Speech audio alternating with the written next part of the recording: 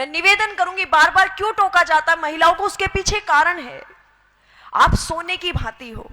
वो कहती कि पुरुषों को भी टोकिए, ये भी तो शॉर्ट्स पहन करके गली में वॉकिंग करने के लिए चले जाते हैं, हमें ही क्यों टोका जाता है? तो ध्यान देना, इसके पीछे बहुत गहरा रीजन है, शायद आप समझ पाओ।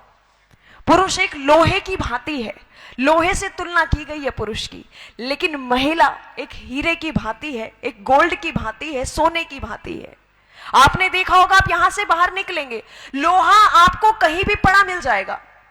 जहां कहीं भी आपको पता चले कि लोहे का काम यहां होता है, तो दुकान से बाहर पड़ा हुआ है, कहीं भी रास्ते में पड़ा हुआ मिल जाएगा, उसकी कोई देखरेख के लिए सिक्योरिटी वगैरह नहीं है।